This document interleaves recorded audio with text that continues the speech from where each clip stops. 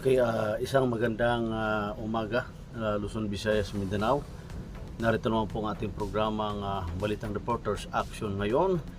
Dito lamang sa impilan ng CCN News Filipino Views TV. At sambayan po kami ilang minuto mga kaibigan sa ating programang Balitang Reporters Action ngayon. Ngayon po ay araw ng August 8, 2024. At ngayon po ay araw ng Huwebes, na kung saan ay ngayon po tayo nakasalang nakapagbigay ng programa sa oras na ito mga kaibigan, dahil matindi na po ang problema kinakaharap ng inyong lingkod. Walit kahit busy ho tayo ay patuloy din po yung ating pagbibigay ng konting programa sa oras na ito.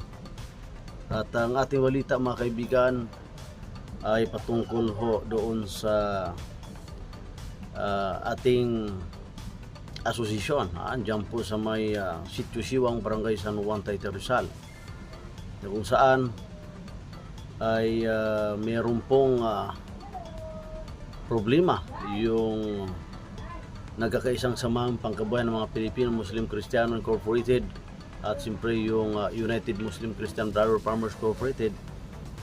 At alam niyo po mga kaibigan, bilang serbisyong publiko ay gusto po natin linawin mga kapatid, dahil pumunta po noong ilang bisis ho, pumunta yung ating engineering office dyan po sa may Sitio Siwang. Ilang abiso na ho yung kanilang ibinigay at 5 bisis na po yung kanilang binigay na notice of violation sa ating mga kapatid dyan po sa may Sitio Siwang. So lalo na po yung United Muslim Christian Brother Farmers Incorporated ay bibinigyan din po sila ng notice of violation, sapagkat ay sila naman yung nag-reply sa mga ibinigay sa kanilang 3 araw upang makumply yung kanilang mga dokumento. Yun nga, dahil sa nagbigay sila ng endorsement doon sa kanilang legal counsel at pinalo up naman ng Vice President nito, si Dato' Muro Imbalgan, ay wala namang record doon sa nasabing legal kanilang legal office. At parang ang pinunta naman sa legal office nila ay sabi hindi natanggap yung endorsement na yon, at dinala naman doon sa building office at ganoon din, wala ding nangyari. So ibig sabihin ay hindi po nila inacknowledge yung pinadala ng ating kapatid na United Muslim Christian Brother Farmers Incorporated, at siyempre lalo na po yung ating presidente din po ng nagkakaisang samahan pangkabuhayan ng mga Pilipino Muslim Kristiyano. At reply na po yung kanilang paratang na ika nga yung mga samahang ito ay di umano na sila ay nagsagawa ng, sabi di umano ng engineering office, na nagsagawa sila ng building. Pero kung susuriin natin yung area ng United Muslim Christian Brother Farmers Incorporated, wala namang pinatayong building doon, sapagkat malinaw po mga kapatid na sinasabi ng batas sa section 09, kung hindi tayo nagkakamali, kapag gawa sa kuko lumber o mga light materials na tulad ng mga bamboo, kuko lumber, so hindi aabot ng 15,000, yan po ay exempted. Yan po ay sinasabi ng batas. So wala naman nilabag yung ating kapatid sa ating investigation sa kanila mga kaibigan. So Ayon sa ating investigation, sa kanilang ginagawa ay hindi umabot ng 15,000. Yung iba ay mga sikanhan yung kanilang ginagamit ng mga materials. So mga sikanhan po yan. So ngayon, dahil pumunta po yung opisyalis ng United Muslim Christian at yung isa sa kasamahan din po ng nagkakaisang samahan at nag-comply sila. So ang problema, hindi po sila binigyan ng building permit. Kasi handa po yung association na sila ay kukuha o magbayad sa building permit. Kahit wala naman silang pinapatay yung building permit, ay sumusunod naman yung association na ito na kukuha ng building permit. Handa po sila bumayad. So sa kadahilanan ng mga kapatid, kaya itong areang ito, ang takin niyo ho, ay napakarami pong nagkiklaim. Tulad po ni Pisby Video na siya po ay binigyan ng SPE, Special Power Attorney, na 6 na titulo, yung kanilang dala-dala. So, yun, parang sa tingin po natin mga kapatid ay parang mayroon pong bias. May bias ho. Kung susuriin po natin kung tayo ay tunay na leader o na niluklok sa ahensya, ay dapat wala pong discrimination. Kasi ilan po sa mga kapatid natin diyan po sa yung United Muslim Christian Brother Farmers Corporated at yung nagkakaisang samahan, ay meron po silang yung kanilang mga tauhan ay lumipat na po sa itong municipality of Taytay Rizal, na sila ay lumipat sa kanilang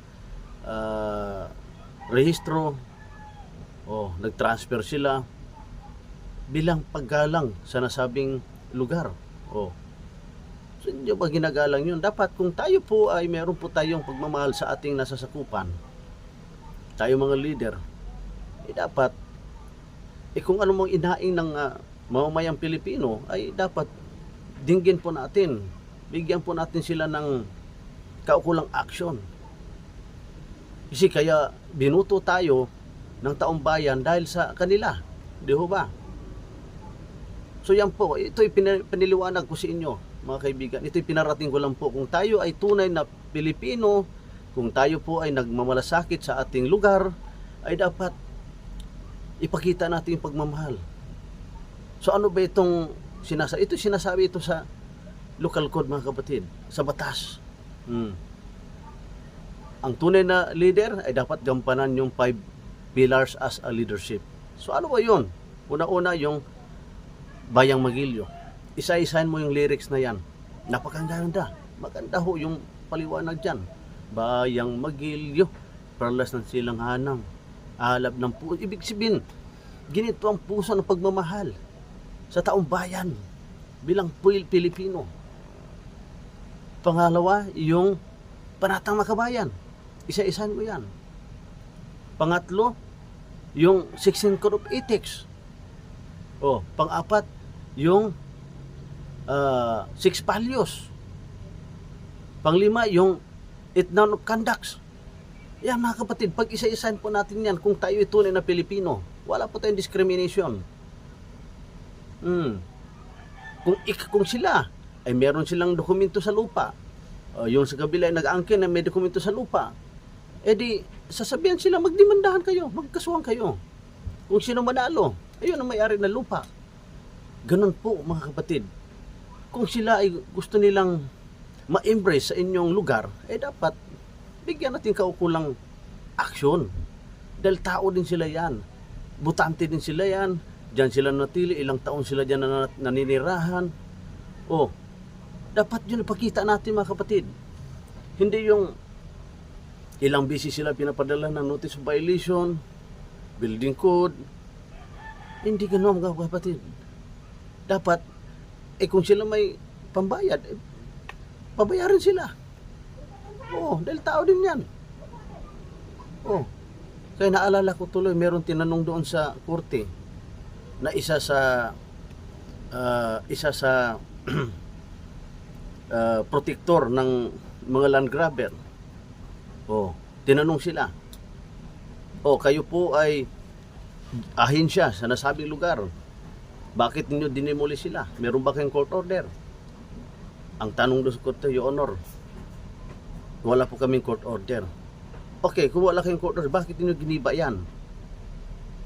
Ay inutusan kami ng ganito. Oh, kanino ba yung lupa? Ay hindi sa amin, Your Honor. Yun ang sinasabi. O bakit kayo naggigiba doon na wala kayong court order? Ay dapat idaan sa due process of law. Ay ilagay sa batas, mga kapatid.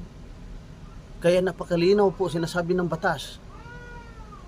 Na kaya minsan napapansin mo yung ating kapulisan, ang ating barangay, ating munisipyo, kapag usapin sa lupa, ay hindi pwede makikialam ka dyan. Dapat idaan mo sa korte.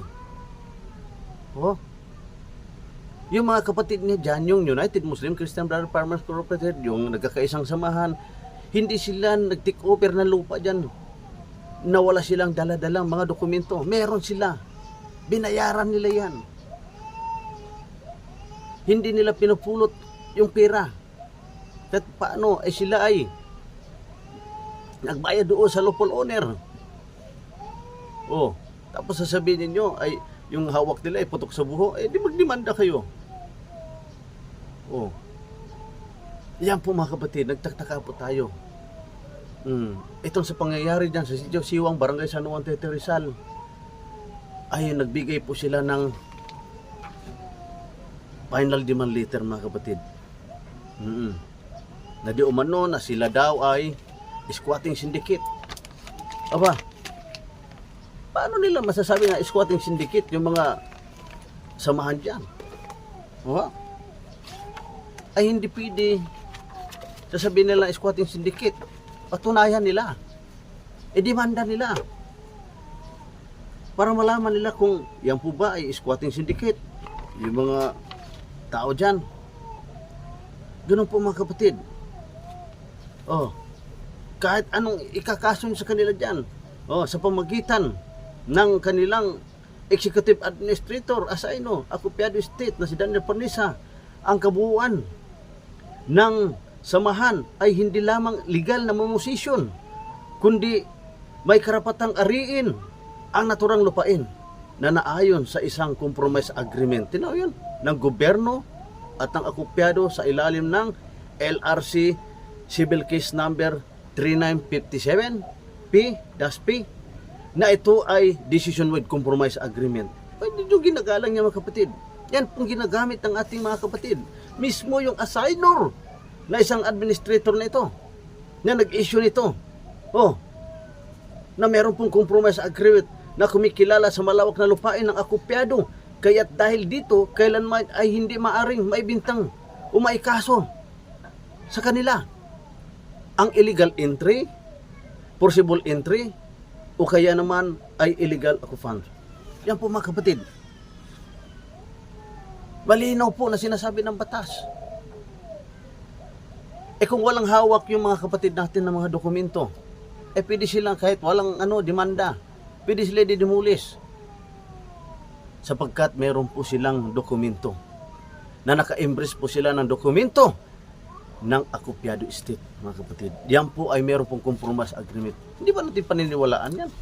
Meron na nga certified true copy na ibinigay ng Court of Appeal na kumuha sila ng certified true copy na katunayan ang lupaing ito na sakop ng 498 ay sa Acopiado State. Ayan, naka-embrace po yung mga asosasyon na yan. Meron pong agreement, meron silang deed of assignment, meron silang survey plan bilang description ng nasabing lupa. Hindi yung papadalahan ninyo sila ng ano-ano dyan. Demanda sila. Sisilipan sila na meron silang violation. Hindi yung, mga kapatid. Ito po yung reply nung ating legal counsel. Legal counsel ng samahan, nagkakaisang samahan pangkabuhayan at United Muslim Christian. Pakinggan po natin.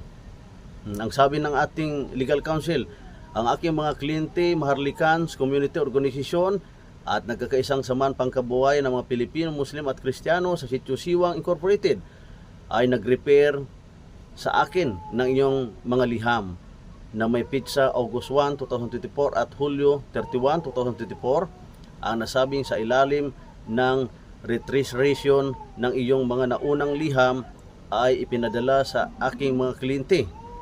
May kinalaman sa illegal na construction ng walang kinakailangang building permit bilang paglabag sa PD 1096 o mas kilala bilang National Building Code. Yan po yung reply ng ating attorney. Ituloy po natin. Sa inyong liham ay sinipi mo ang kaukulang provision ng PD 1096, Section 213. Gayon pa man, nabigo kang banggitin, di ba? Nabigo kang banggitin ang provision sa kabuuan nito, maliban kung meron kang ibang building code. Ang inuugnay na provision ng Section 213 ng PD 1096 ay mababasa ang sumusunod. Ito po ang sinasabi, paliwanag po ng legal counsel ng nasabing association. Section 213, provision ng final labag sa batas para sa sinumang tao, kumpanya o korporasyon na magtayo, magpalaki, magbago, magkumpuni, maglipat, mag-ayos, mag-alis, magpalit, magbuwag, magbigay ng kasangkapan, gumamit, sumakop, o magpanatili ng anumang gusali. Yan ang sinasabi ng batas, gusali. Hindi sinasabi yung gawa sa kukulamber, yung mga simpleng bahay. Ayan. Gawain gusali o istruktura o maging sanhi ng parihong gawin sa lungat sa paglabag sa anumang provision ng kodigo ito, ang sinumang tao, kumpanya o korporasyon na lalabag sa alinman sa mga provision ng kodigo na ito at gumawa ng anumang gawaing ipinahayag dito sa labag sa batas ay kapag conviction. Ibig sabihin, yung naparusahan na nakasuhan, nakasuhan. Mismo ang paparusahan ng multang hindi higit na 20,000 piso at pagkakulong ng hindi higit na 2 taon sa pamagitan ng parehong multa at pagkakulong sa kondisyon na kaso ng isang kumpanya ng corporation, partnership o association. Ang parusa ay dapat ipataw sa mga opisyal nito at responsible para naturang paglabag. At kung sakaling ang nagkasala sa pribado, paglabag ay isang dayuhan, siya ay agad na ipatatapon pagkatapos mabayaran ang multa at serbisyo ng kanyang sinsensya. Wala nang nabanggit na provision ang nakasaad na maaari mong i-demolish ang mga istruktura dahil sa kabiguan makuha ng building permit ng walang court order. So, yan. Kasuhan mo muna sila. Kung sila ay napatunayan, dahil sa building code. Yan po mga kapatid. Ituloy po natin. Umorder ang mga provision na nakasaad na kapag nahatulan lamang ay parusahan ang lumabag. Alinsunod sa mga legal na pahayag sa itaas na may paggalang upang muling ipahiwatig ang iyong opisina ay hindi maaring magsagawa ng demolition sa August 19 hanggang 23, 2024. Maliban kung ang isang korte na karampatang otoridad ay dapat magdesisyon laban sa asosasyon. Kailangan obserbahan ang angkop na proseso bago ka magpadala ng demolition team para gibain ang mga istruktura sa Sitio Siwang.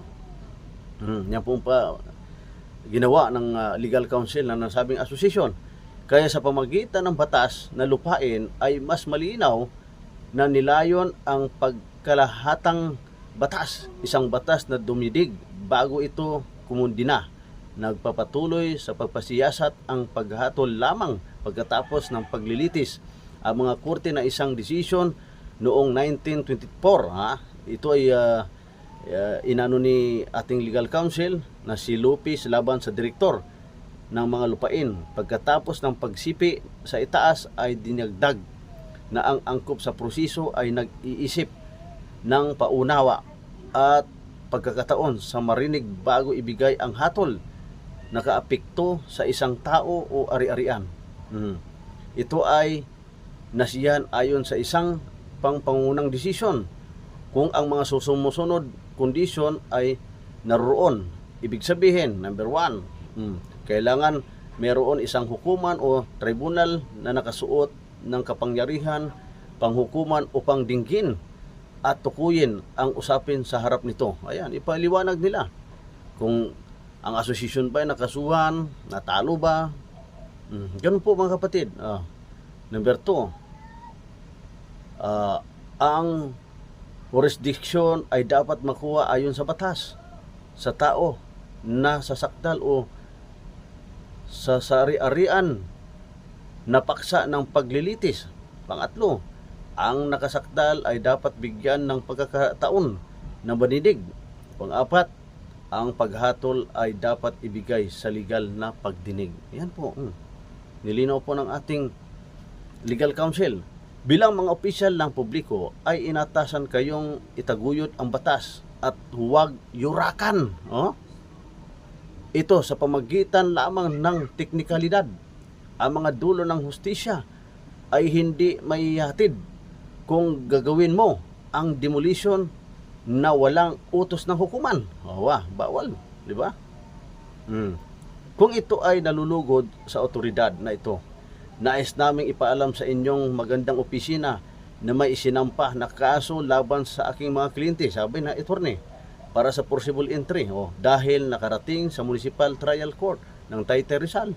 Ang legal na tanong, inatasan sa reklamo, mas mainam na isumiti natin ang usaping sa korte na karampatang otoridad sa halip na magdesisyon sa teknikalidad. Ang mga isyu ng pag-ari na may-ari ito o ang samahan ay nakabinbin ng paghatol para kadahilanang iyon nararapat na usapin ay dapat ayusin sa korte. Sa huli, sinabi ng ating legal counsel, si Attorney Montenegro, anong sabi niya? Sa liwanag ng mga nabanggit, ito ay magalang na hinihiling na ang abiso ng paglabag at demolition ay itabi hanggang sa hukuman na may karapatang jurisdiction ay mapapaglabas ng kautusan nito. Gawin din nararapat lamang na pigilin mo ang paglabas ng mga paunawa at paglabag dahil ang provision ng final para sa paglabag ng National Building Code ay nangangailangan ng paghahatol ng korte na karapatang otoridad. Ayan po mga kapatid. So idaan sa korte mga kapatid yung mga sinasabi niyan. Kaya ito ay ipinarating ko po sa ating mga ahensya. Sana po wala po tayong bias. Dahil sa narinig po natin na ugong-ugong. Diyan po sa may area na yan ay sanipirsa na ho yung mga land grabber. Sanipirsa na sila na upang i-demolish yung mga nasabing asosasyon dyan. Pero hindi po tama yun na magdi-demolish kayo na walang court order. Kasi pag mag-utos ang ahensya na walang court order, meron namang batas. Hindi po mga tanga ang mga nasabing asosasyon na yan. Ay meron silang panlaban sa inyo upang kayo sampa ng kaso ng harassment o ano man dyan, illegal demolition, yan ikakaso. Ay meron silang mga legal counsel yan. Yan po yung aking pananawagan. Kaya mantakin nyo ho, ilan na po yung mga kapatid natin dyan na ang daming nagpuputok dito. Pero itinatawag natin sa ahensya, wala namang aksyon. Yun nga, meron pa ngang tinamaan ng mga kapatid. So kaya ito ay pagsubok lamang ito. At sinusubukan nila yung ating mga kapatid. Alam niyo po ang ating mga kapatid, sila ay namumuhay, kaya umalis sila doon sa Mindanao, pumunta sa Maynila para sila ay nasa mabunting kalagayan. Nagtatrabaho sila. Kahit anong trabaho, basta legal. Yun po. So ayon po sa mga asosasyon na ito, ay hindi nila pwede na haluan na labag sa batas ng ating ahensya. Kapag sila ay lumabag, gumagawa sila ng mga illegal na aktibidades, ay makakalaban nila yung nasabing asosasyon dahil yan po yung kanilang mga batas na ipinagbabawal nila yung paglabag sa batas ng ating ahensya. Yun po. Sana po malinawang kayo sa aking mga paliwanag. At manalangin tayo sa dakilang tagapaglikha na siya lamang ang nakakaalam. So yan po yung mga pagsubok lamang mga kapatid. Ingat-ingat po tayo sa inyong mga ginagawa na sana po ay straight tayo, tuwid. Itutuwid natin yung mga ating mga ginagawa. So, pinaliwanag na po ng ating legal counsel na hindi po sila pwede na magdemolish sa atin sa August 19, 23 ay wala silang court order. Kapag sila ay magdemolish na walang court order, bahala na po yung legal counsel na nasabing asosasyon, si Attorney Rosalinda Montenegro. Yan po yung kanilang legal counsel. Yan po mga kapatid. Maraming salamat po sa inyong pakikinig, panonood, at magkaisa po ang lahat ng Pilipino. Sana po ay ating masumpungan ang mga haka-haka, kuro-kuro nila sa nasabing asosasyon. So yan po lamang mga kapatid. Ako po ay mag-iwan sa inyo ng pagbati. Assalamualaikum warahmatullahi ta'ala wabarakatuh. Sumatinawang kapayapaan at pagpapala habag ng ating dakilang tagapaglikha. Mabuhay po ang sambayanang Pilipinas. Ang inyong lingkod, Madge Pangulima.